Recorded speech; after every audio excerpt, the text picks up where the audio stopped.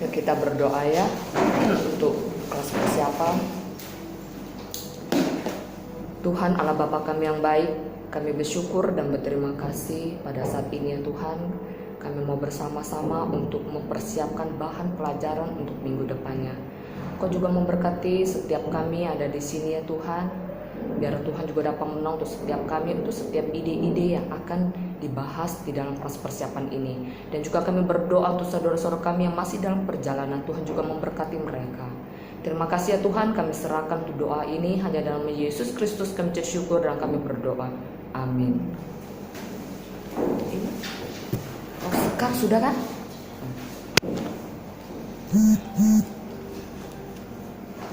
Oke. Ini untuk pelajaran minggu depannya ya, yaitu mengenai tentang pelajaran yang dikasih, yaitu tentang bumi untuk menyelamatkan yang terdapat dalam Lukas pasal 23. Nah, di firman Tuhan ini kita mau menyampaikan di dalam poin ini yang bisa kita sampaikan, yaitu ketika dia mati di salib, Yesus membayar semua dosa umatnya yang hilang. Dan itu pun juga tujuan ada beberapa yang perlu kita ketahui, yaitu memahami rasa malu dan rasa sakit penyalipan. Dan kita juga bisa mengenali reaksi yang berbeda kepada Yesus pada saat kematian. Dan kita juga bisa mengerti tentang signifikansi kematian Yesus. Dan terakhir yaitu respon aplikasi ya kepada setiap murid, yaitu terutama kepada Yesus. Nah, sebelumnya di sini kita mau bersama-sama untuk melihat mengenai tentang hukuman. Nah, seperti yang judul yang awal, rugi menyelamatkan yang hilang. Nah, di sini di buku pedoman ini dia ada mengatakan itu tentang penyalipan Yesus, mengenai tentang gimana sih penyalipan Yesus pada masa-masa itu. Tapi saya coba mungkin teman-teman juga bisa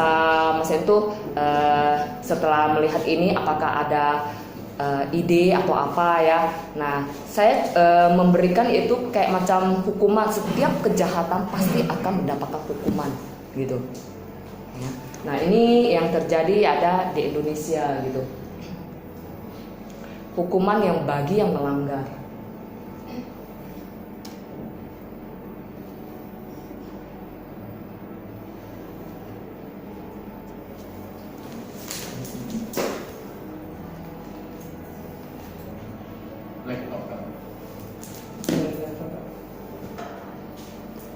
Sudah bunyi memang dia.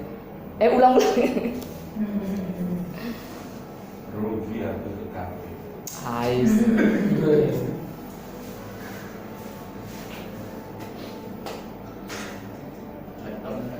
Laptop sound di laptopnya di bawah mana? Udah, itu sudah bunyi.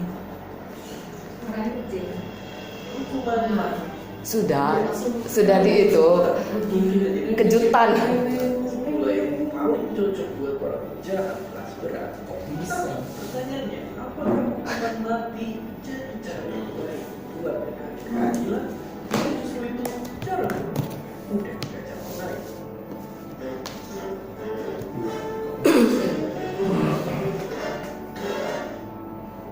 Oke, sebelum membandingin kita mesti tahu kalau hukuman mati di Indonesia itu sanksi terberat untuk para penjahat kelas kakap. Hukumannya dilakukan dengan cara ditembak saat terdakwa mengajar. Ini juga ada banyak caranya. Dilakuin dari ribuan tahun lalu sampai sekarang. Dan belum lama ini pun dalam setahun ada ribuan orang yang sudah dieksekusi di seluruh dunia. Jadi kenapa hukuman mati jadi pilihan yang harus diambil? Nah, sampai di sini aja ya. Nah, di sini kita mau ambil di dalam firman Tuhan ini ada satu orang yang tidak melakukan kesalahan tapi justru dia mendapatkan hukuman itu. Nah, hukuman ini pada zaman bangsa Yahudi itu tuh kalau dia mendapatkan hukuman itu namanya penyalipan, itu tuh merupakan suatu hukuman yang sangat berat terutama bagi orang penjahat yang benar-benar gitu ya. Nah, tapi kita melihat di sini satu sisi Tapi justru orang tersebut ini yang tidak melakukan, tapi dia mau melakukan akan hal ini. Nah, di sini kita akan menjelas sedikit mengenai tentang hukuman penyalipan ini ya. Penyalipan ini adalah salah satu dari metode eksekusi yang paling menyakitkan yang pernah digunakan. Oh, nanti katanya.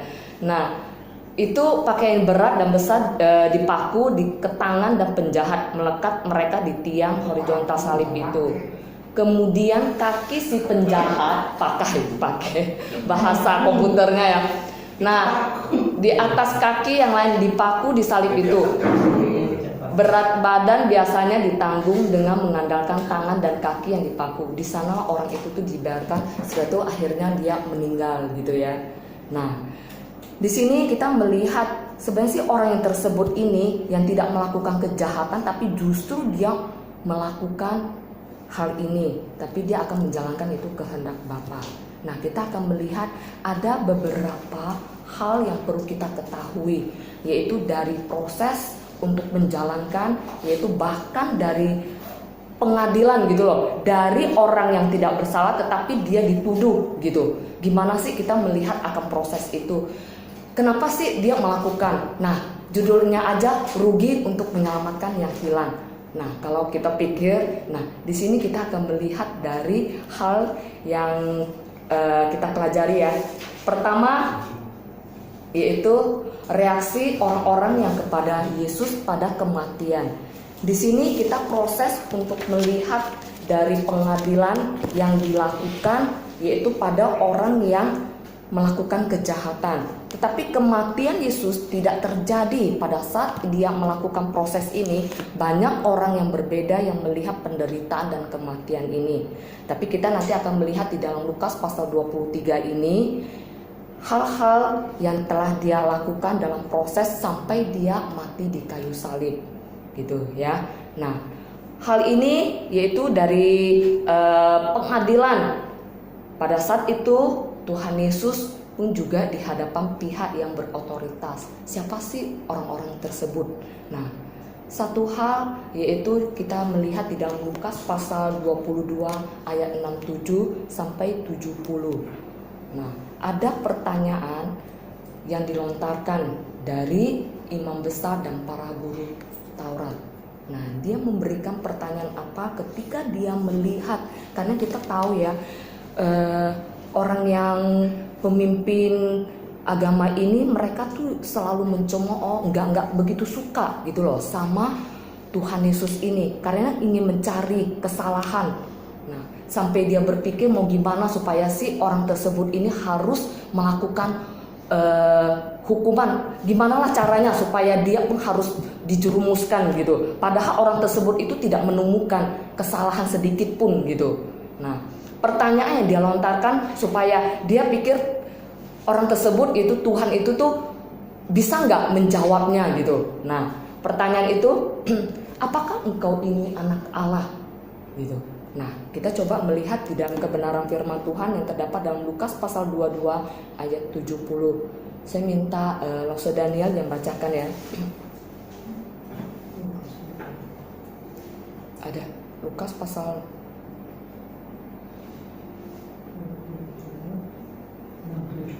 Lukas pasal 22 ayat 70 aja. Iya, 70. Kata mereka semua, kalau begitu engkau ini anak Allah. Jawab Yesus, kamu sendiri mengatakan bahwa akulah anak Allah. Itu pun jawabannya sudah sangat jelas sekali ya. Tuhan nggak banyak maksudnya itu menanggapi gimana. Ketika orang tersebut, karena Tuhan tahu orang inilah yang akan membawa saya nanti ke dalam proses untuk penyalipan. Tetapi Tuhan bisa saja gitu loh untuk melihat saya enggak, tapi justru dia menjawab demikian. Nah, kita melihat akan hal ini dan bukan hanya situ aja, kita melihat dari proses Tuhan Yesus menjalankan hukuman yang seharusnya dia tidak melakukan hukuman tersebut ya, tetapi dia tetap menjalankan proses dari pengadilan. Nah, dari orang-orang yang melihat dan ingin menjatuhkan, ternyata Tuhanlah menjalankan untuk proses pengadilan yang sebenarnya proses itu tidak dilakukan oleh Tuhan.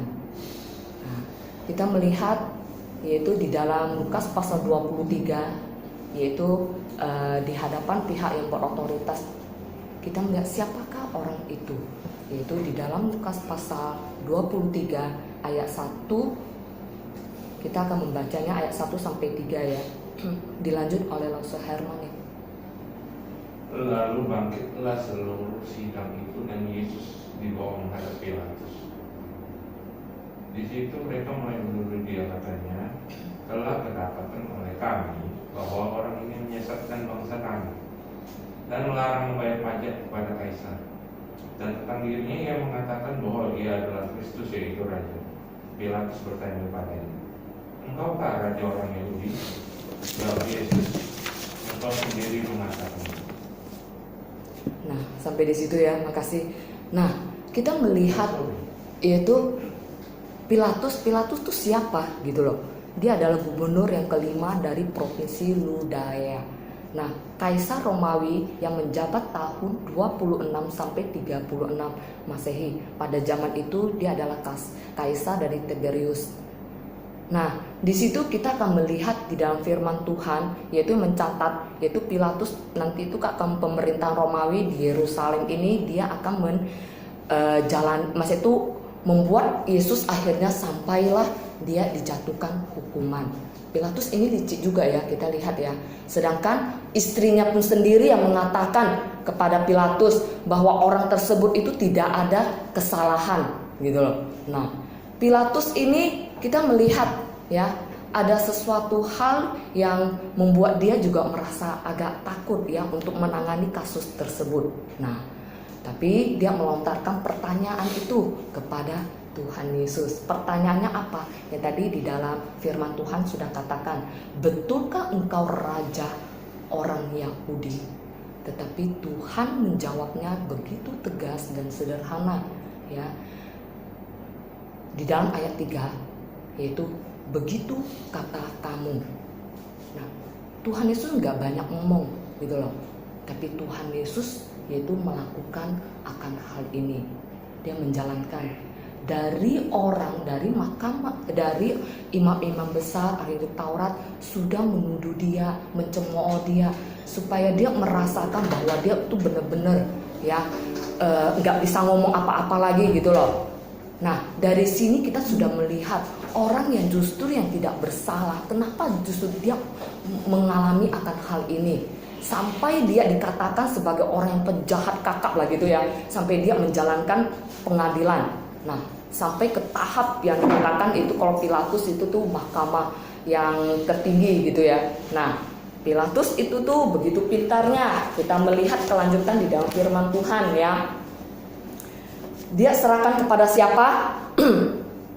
Yang kita ketahui, yaitu ada kelanjutan firman Tuhannya, yaitu di dalam ayat 8. Nah, coba dilanjut oleh Langsung Lewi. Ayat 8. Ketika Herodes melihat Yesus, ia sangat girang, sebab sudah lama ia ingin melihatnya, karena ia sering mendengar tentang dia. Lagi pula yang mengharapkan melihat bagaimana Yesus mengadakan suatu tanda. Oke, nanti bisa dilanjutkan ya sampai 9 sampai 11 ya, karena waktunya ya kita lihat juga ya. Nah, ini kita lihat pun juga Herodes orangnya pun juga kita lihat ya, orang yang di dalam pengadilan itu sama sekali ya tidak mendukung ya akan orang yang tidak bersalah justru ya, tetapi dia juga memiliki hal tuh suatu kerjasama untuk mau menjatuhkan ya Tuhan Yesus. Kita melihat bahkan yang dikatakan di situ tuh menghina, bahkan satu hal itu mengejek Yesus. Tuhan mengalami akan hal itu dengan sebuah perjalanan, yaitu mau menuju suatu hukuman yang begitu berat. Kita melihat dari proses akan hal ini ya, satu sisi akhirnya setelah sampai ke Herodes ya, kembali lagi ke Pilatus. Benar kan? Kalau kita melihat dari firman Tuhan ini ya 23. Nah, Karena Pilatus saking nggak bisa ngomong apa lagi karena dia sama sekali tidak menemukan kesalahan sedikit pun dari Tuhan Yesus ini. Jadi dia serahkan kepada siapa? Kalau kita melihat dari kelanjutannya, yaitu orang-orang banyak. Saya serahkan ya, supaya untuk melihat bahwa saya pun juga orang-orang banyak pun juga tidak melemparkan ya kepada dia, karena dia juga menjaga wibawa dia gitu. Nah, kita melihat di dalam ayat 23 dan 24, tetapi orang banyak itu tuh berteriak ya dengan sekuat tenaga. Saya nggak bisa habis pikir ya, kenapa orang-orang banyak itu, mungkin termasuk kita juga ya pada saat itu mungkin ya melihat ya Yesus harus disalib, dan akhirnya teriakan itu pun juga berhasil, yaitu menggantikan siapa? Penjahat itu, yaitu Barabas. Nah, kita melihat dari satu sisi ini Tuhan Yesus sudah menjalankan suatu proses penghukuman dengan begitu rasanya. Kalau kita dipikir sebagai manusia itu tuh begitu malunya ya, bukan malunya aja ya, kita diejek ya, bahkan kita yang nggak bersalah tuh melakukan, masih itu mau menanggung akan hal itu. Kenapa itu dikatakan dengan judul rugi untuk menyelamatkan gitu loh? Ya hilang tuh siapa? Nanti kita akan melihat akan hal ini. Nah, di satu sisi ketika Tuhan Yesus menjalankan akan hal ini ya, kita sudah melihat Yesus tuh sudah melakukan ya, dari poin ini dia begitu lemah ya, sejak dia dicambuk ya, dia tidak mendapatkan, yaitu dia membawa salib yang ada pada saat itu. Seharusnya dia nggak memikul dan melakukan akan hal itu, tapi justru Tuhan ya, sebelum dia mau memikul salib itu, dia harus disiksa terlebih dulu ya, seperti orang penjahat ya, hukuman yang dikatakan tadi awal itu penyalipan. Nah, di sini kita melihat dan coba kita pikirkan gitu loh, layak nggak Tuhan Yesus melakukan akan hal ini gitu. Nah, dari hal ini kita bisa melihat dari satu hal yang perlu kita ketahui ya, ada beberapa reaksi ketika Tuhan Yesus nanti mau memikul ya, setelah dari pengadilan, setelah dia mendapatkan hal yang seharusnya tidak layak ya, dia mulai memikul akan penderitaan, yaitu seharusnya kita manusia yang melakukan itu, tapi justru Tuhan yang melakukan itu. Nah, ada timbul pertanyaan ya dari sisi, yaitu seorang dari wanita ya, mengapa tidak benar bagi para wanita itu untuk menangisi Yesus? Seharusnya itu bukan gitu loh. Jika bukan karena kasihan dan dari reaksi yang seharusnya yang kita miliki terhadap penderitaan dan kematian Yesus, kita harus merefleksi di dalam diri kita ya. Sebenarnya kita harus berpikir, saya pasti sangat berdosa ya, jika Yesus harus menderita demikian, bagiku adalah kesalahanku yang membuat Yesus mengambil penderitaan ini gitu loh. Nah, nanti mungkin kalimatnya bisa kita rubah ya. Kalau misalnya saya mau nanti Mas itu wanita yang Mas itu melihat dari penderitaan Tuhan ketika Tuhan memikul salib Tuhan. Nah, apakah dengan tangisan itu yang Mas itu Tuhan mau gitu loh? Tetapi Tuhan mau justru kita sebagai manusia harus merefleksikan akan penderitaan yang telah Tuhan lakukan. Bukan itu ya, bukan dengan belas kasihan dari yang Tuhan mau tunjukkan. Nah, ini peringatan kepada wanita itu menunjukkan bahwa dia bukan korban yang tidak berdaya sebenarnya ya. Dia adalah anak Allah yang rela menundukkan dirinya kepada penderitaan dan kematian, karena dia adalah satu-satunya Tuhan. Justru itulah Tuhan mau supaya kita pun juga ya melihat akan penderitaan yang telah Tuhan lakukan ya, yang telah Tuhan masa itu mau melalui kasih, bukan kasihan gitu ya, tetapi justru Tuhan justru hal ini Tuhan bisa ya membuat hal itu tidak terjadi, tetapi Tuhan menjalankan yaitu kehendak Bapa. Hal ini bisa kita lihat kembali ya dari apa nanti pertanyaan yang bisa dikatakan dari penderitaan dari hal yang telah Tuhan lakukan, dari hukuman, dari proses pengadilan. Nah, apa yang mirip tentang hinaan dari orang-orang yang berbeda? Ya, seperti kita ya, orang-orang yang berbeda maksudnya ya. Nah, apa sih? Yaitu pasti semuanya yang mengatakan bahwa Yesus itu tuh bisa menyelamatkan dirinya.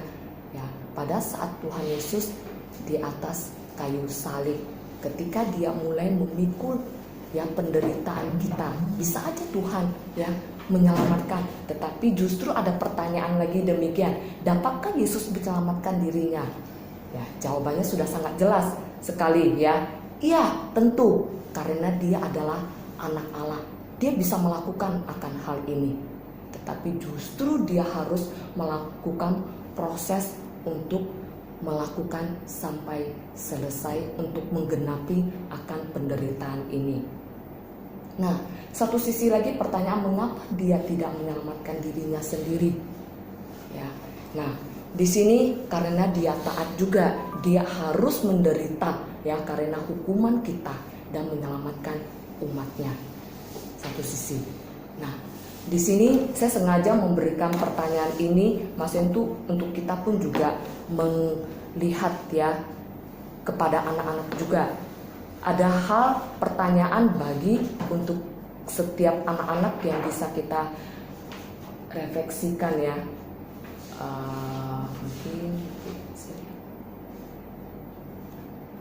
Mungkin tadi yang gambar yang itu enggak ya. Nah, di sini ketika sudah yang dari pertanyaan yang tadi Tuhan Yesus ya, yang memang kalau dia bisa menyelamatkan orang-orang, maksudnya itu orang-orang yang memiliki reaksi Tuhan tuh bisa menyelamatkan kalau dia memang dia adalah raja gitu loh. Tetapi justru itu dia tidak melakukan. Tapi kita kembali kepada kita. Kalau kita melakukan, apakah kamu pernah mendengarkan seperti yang telah Tuhan lakukan terlebih dulu ya, dicemooh ya, dia melakukan penderitaan, dia seharusnya tuh kita yang melakukan, dia dipermalukan gitu. Coba kita melihat kalau kita yang mengalami, yang mendengar seseorang yang memulai kayak gosip ya tentang kita yang tidak benar, nah bagaimana sih perasaanmu? Pasti kita merasakan apa? Oh iya ya, bisa aja saya punya pikiran untuk membalikkan masalah itu kepada orang tersebut. Nah, kalau dari sisi kita ya, nah, sudah tuh apa sih reaksi pertama kita ketika seseorang menyakitimu ataupun menghina kita? Nah, kita kembali lagi untuk pertanyaan ini ketika kita sudah melihat dari telah yang Tuhan Yesus lakukan di dalam proses penderitaan dan hukuman, ya. Nah, dan ketika seseorang mengatakan sesuatu yang tidak benar tentang kita, bagaimana sih gitu? Apakah kita langsung bilang sudahlah, tapi kita coba mengukis balik tentang penderitaan Tuhan. Tuhan sudah mengalami akan itu terlebih dulu, ya. Kita yang saat ini, ya, yang baru merasakan akan hal ini, kita mungkin bisa aja, oh ya sudahlah, saya nggak mau melakukan, saya nggak bisa mau ke gereja dulu, atau saya sudahlah karena untuk hal-hal ini saya malu sekali, nanti saya diperhadapkan orang-orang gitu. Nah, tapi nggak sampai di situ, Tuhan melakukan akan hal ini untuk kita. Ya, kita kembali lagi untuk hal satu sisi, ketika Tuhan Yesus sudah sampai ke puncaknya, memikul salib, ya, sampai di atas kayu salib, ya, Tuhan Yesus gak sampai di situ, ya. Tuhan Yesus justru masih mau supaya kita pun merefleksikan diri kepada kita di atas kayu salib. Nah, kita mau, siapa sih kita? Kita harus mempertanyakan diri kita, ya. Kita sudah melihat dari penderitaan Tuhan, dari Tuhan sudah dipermalukan. Kita tuh sebenarnya sih apakah sudah melihat dari kisah Tuhan, dari penderitaan Tuhan? Kita siapa sih orangnya gitu loh. Nah, ada sebuah pertanyaan. siapakah yang terhilang itu? Nah, kita mau melihat di dalam firman Tuhan kembali, yaitu di dalam Lukas pasal 23 ayat 39.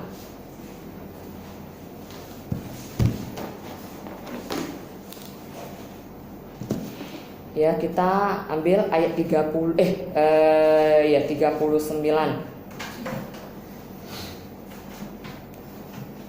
Enggak, 39 agak panjang ya. Kita ambil aja yang 40.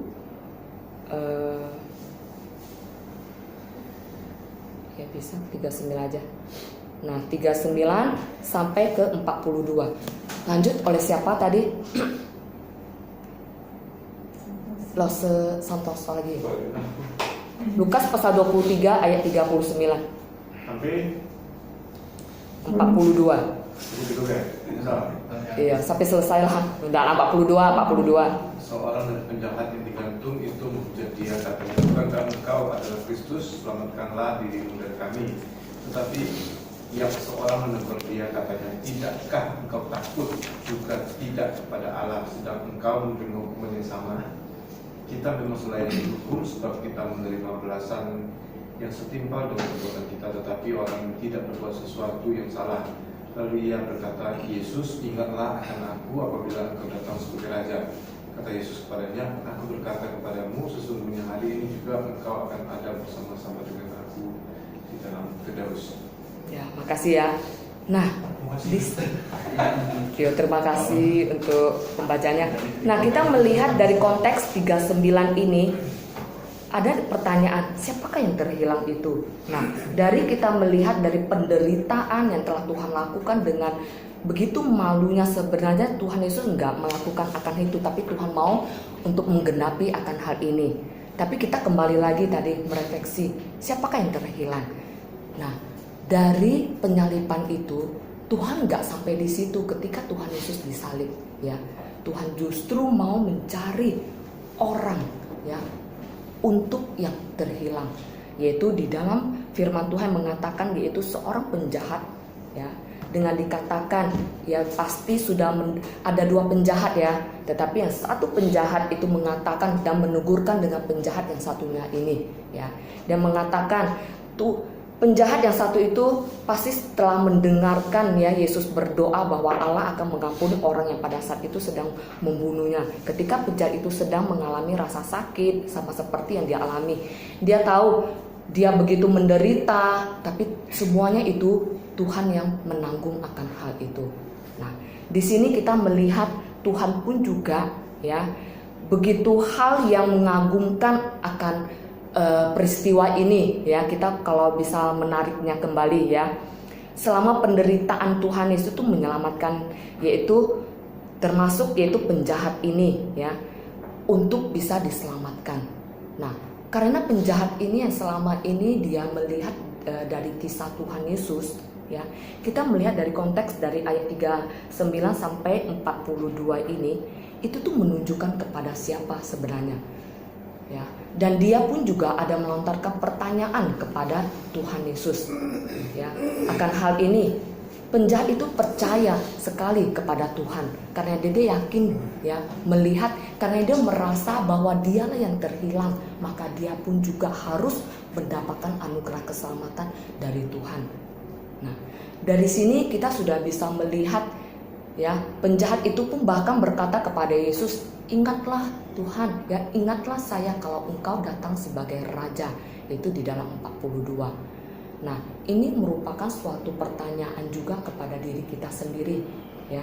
Karena satu sisi penjahat itu tuh adalah kita, karena kita adalah orang yang terhilang juga, orang yang berdosa.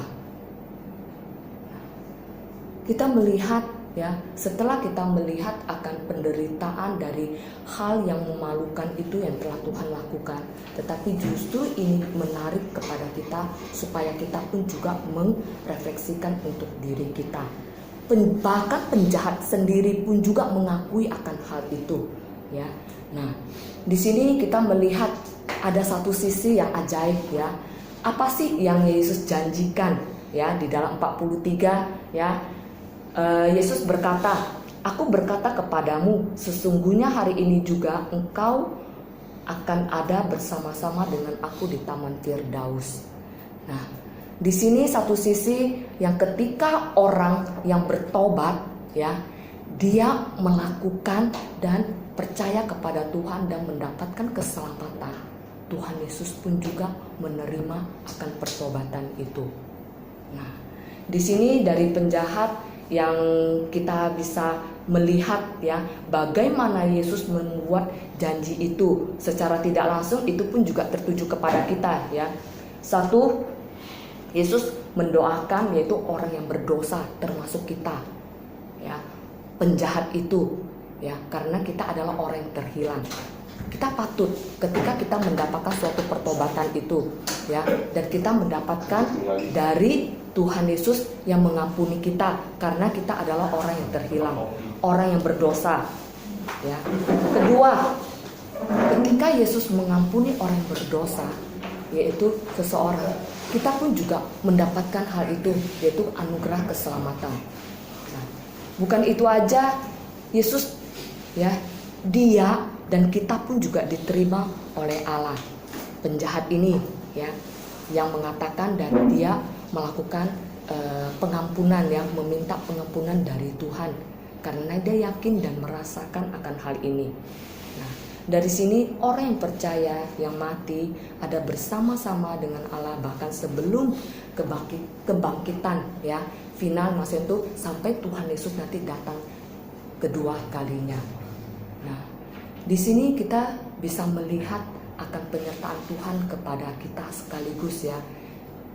Kita melihat dari penyertaan Tuhan dengan pengampunan penjahat itu, Yesus setuju untuk menanggung hukuman bagi kejahatan hidup penjahat itu. Pada saat Yesus sedang menanggung kesalahan dosa penjahat itu dan untuk dosa semua umatnya. Bisa kita nanti dilihat di dalam Roma pasal 5 ayat 8. Kita melihat dari penderitaan dari yang telah Tuhan lakukan, ya, tapi semuanya itu sebenarnya Tuhan yang enggak melakukan itu dari hukuman yang begitu yang kita katakan seharusnya kita yang menjalankan itu, tetapi justru Tuhanlah yang melakukan sampai di atas kayu salib. Kita kembali lagi untuk di dalam hal kematian, ya, di dalam kayu salib ini, ya. Kalau kalian mau boleh pakai, ya. Pada saat di percakapan dengan penjahat itu juga tertuju kepada kita, ya, menunjukkan bahwa Yesuslah adalah juru selamat yang mengampuni kita, ya. Nah, sudah itu kepada pasukan ketika di dalam kematian di dalam kepala pasukan, ya, itu salah, ya. Pasukan. Nah, di dalam ayat 42 ini itu pun juga mengatakan bahwa pasukan itu pun juga mengatakan bahwa menyetujui, ya, bahwa sungguh orang ini adalah orang yang benar, ya, ketika Tuhan Yesus di atas kayu salib. Semua hal ini yang telah Tuhan lakukan, bahkan sampai, ya, salah satu orang yaitu di dalam ayat 55 yaitu dia meletakkan yaitu ya, dia meletakkan mayat Tuhan Yesus ketika Tuhan Yesus sudah disalib dan mati, gitu, ya. Nah, kita melihat dari hal ini yang dikatakan itu tuh luar biasa sekali, ya, yang telah Tuhan lakukan, gitu. Tetapi itu semuanya, mari coba kita melihat akan diri kita ketika selama Tuhan Yesus melakukan, yaitu bahkan mencari kita sekaligus orang yang berdosa, ya. Kenapa kita enggak melihat akan sebuah untuk refleksi di dalam kehidupan kita?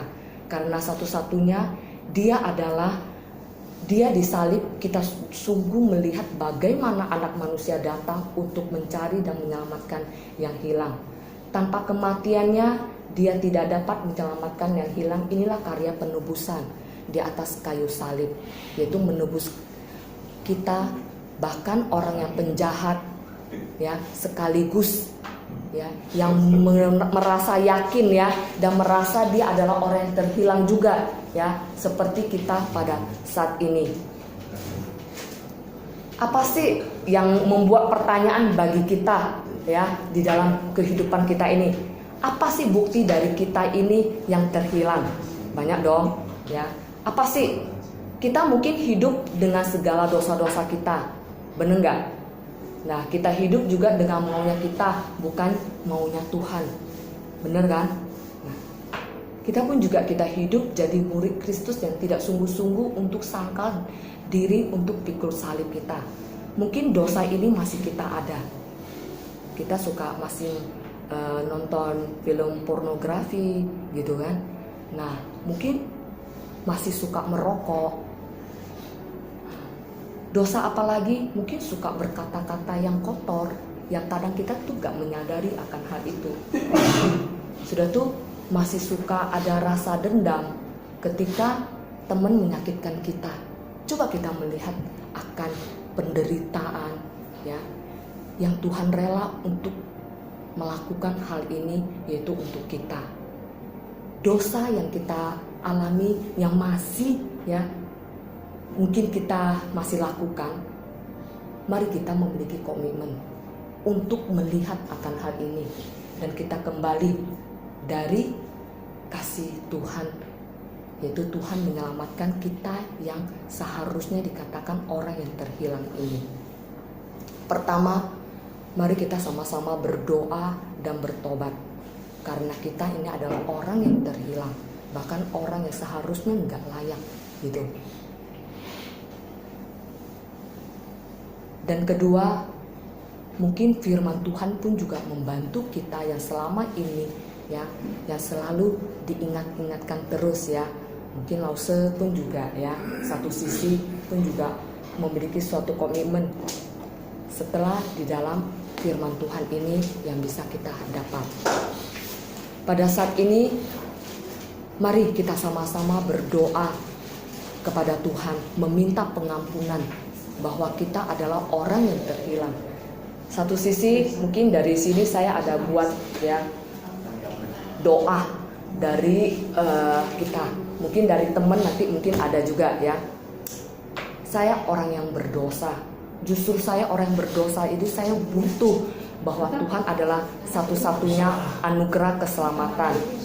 Mari kita lakukan dengan pertobatan dan dengan iman yang sejati dari Allah. Dan kita katakan yaitu bersyukur karena kita yang terhilang ini telah ditebus oleh darah Yesus. Jadi bisa dibalik, bila tidak bisa Ya, di sini dari firman Tuhan yang bisa saya sampaikan, mungkin dari teman-teman saya bisa, dan kita pun juga bisa merefleksi akan diri kita ya, bahwa kita adalah orang yang berdosa. Hah? Aku nggak ngerti kalau gitu. Ya apa? Kalau kau pakai laptop bercalo gitu, Jo, mudah-mudahan kau segera dapat laptop baru juga. Ya apa? Oh gini. Panas pakai tas ya aku. Kita pakai tas. Oh, Masih nanggung gitu. Pindah komisi. oke. Itu. MDR katanya. Jadi terima kasih Mas Renjo. Ada beberapa hal dari saya. Yang pertama, mungkin di bagian yang template yang ada gambar-gambar icon-iconing itu, mungkin itu bisa disesuaikan dengan kalimatnya gitu ya. Itu kan ada yang cawan, terus maksudnya apa hubungannya? Oh. Gitu. Terus Cawan, nonton film pornografi itu gangguan banget ya? itu gambar icon. Jadi mungkin kalau anak-anak sekarang kan itu lebih suka. Hah? Apa tuh? Saya mungkin better cari Aku pun icon. enggak terlalu. Jadi kalau anak sekarang kan lebih, maksudnya mereka ada visual ya. Jadi hampir rata-rata ada visual. Jadi biasanya suka ngeliat yang kecil-kecil kayak gitu tuh, mereka bisa menemukan oh ini kayaknya nggak sinkron gitu. Oh gitu. Contohin ya. Mungkin dicocokin aja. Jadi terus di bagian yang icon lihat seharusnya juga tuh ada yang ada 6 biji ya. Oh iya, ada. Ah. Ya ini mungkin bisa disesuaikan saja. Itu kan yang atas tuh malaikat bawahnya roti salah, terus apa hubungannya dengan Yesus mendoakan dosa penjahat itu gitu. Jadi mungkin itu bisa disesuaikan. Kemudian di slide atas yang yang ada kata misal tadi di kalimat pertama. Oh. Ya, nah mungkin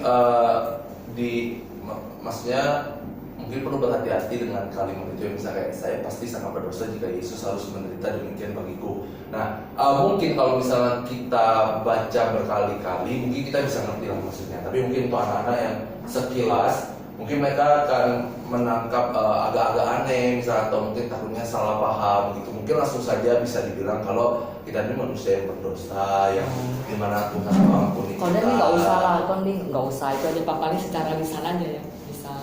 Ya boleh saja, saya bebaskan dari sini. Saya cuma bantu merapikan kalimatnya saja gitu supaya mereka nggak terlalu nangkep. Justru karena kita berdosa tuh makanya Tuhan tuh menyelamatkan kita kan, bukan karena salahnya kita berdosa. Iya, dan juga maksudnya bukan ya maksudnya dibalik itu gitu.